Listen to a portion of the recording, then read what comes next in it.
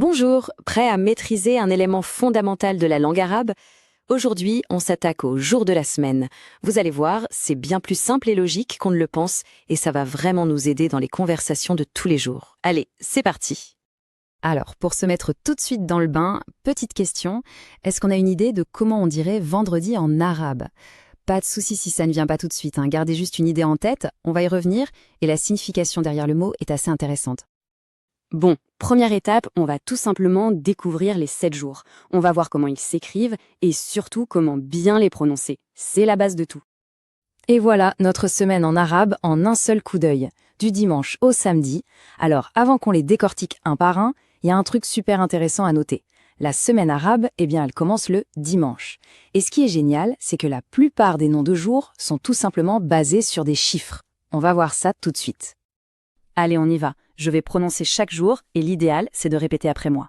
On commence avec le dimanche, Al-Ahad. Une deuxième fois, Al-Ahad. Ça veut dire le premier ou le 1, logique. Lundi, Al-Ithnain. Encore une fois, Al-Ithnain. C'est le deuxième jour. Mardi, Athulasa. Un peu plus lentement, Athulasa. Le troisième. Mercredi, Al-Arbia. On répète, Al-Arbia. Le quatrième. Jeudi, Al-Khamis. Allez, Al-Khamis, le cinquième jour. Vous voyez le schéma? Pour le vendredi, c'est un nom spécial. Al-Jumu'ah. On essaye, Al-Jumu'ah.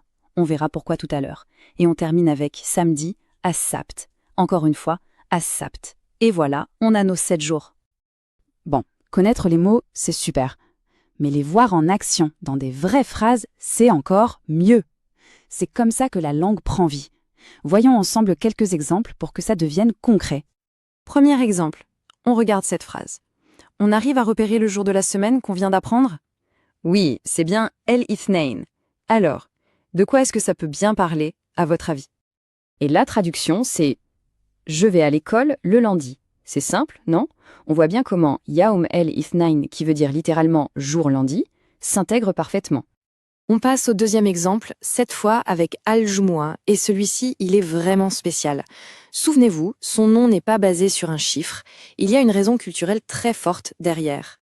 La phrase signifie « le vendredi est le jour de la prière en groupe ». Ça montre bien à quel point la langue et la culture sont liées. En fait, Al-Jumu'ah, ça vient d'un mot qui signifie rassemblement, réunion. C'est donc un jour très important dans la semaine. Et un dernier exemple pour la route, cette fois avec le mot as-sabt, donc as-sabt. Une petite idée de ce que cette phrase pourrait vouloir dire. J'aime le samedi parce que c'est un jour de congé. Voilà qui est clair. Que ce soit pour parler du travail, de la religion ou des loisirs, ces mots sont vraiment au cœur du quotidien. Bon, maintenant c'est le moment de s'assurer que tout est bien en mémoire. Un petit test rapide, juste pour le plaisir et pour être sûr que ça reste. C'est parti. Première question, il faut compléter la phrase « Je » est le premier jour de la semaine. Alors, quel est le mot arabe qu'on doit mettre ici? Un petit indice, souvenez-vous de la logique des chiffres. Et la bonne réponse, c'est bien sûr Al-Ahad, le dimanche. Exactement. Le jour 1, le premier jour de la semaine dans le monde arabe. Bravo! Allez, une dernière pour s'entraîner. Complétons cette phrase. Jeudi est le jour de rassemblement pour les musulmans. On l'a vu dans les exemples, c'est le jour un peu spécial de la semaine.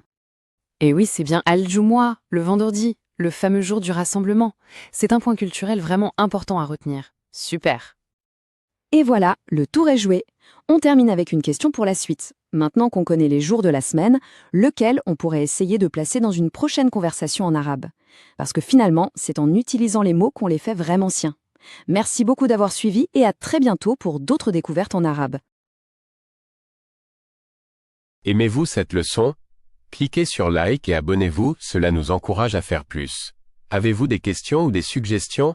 Écrivez-la en commentaire. Partagez cette leçon avec vos amis.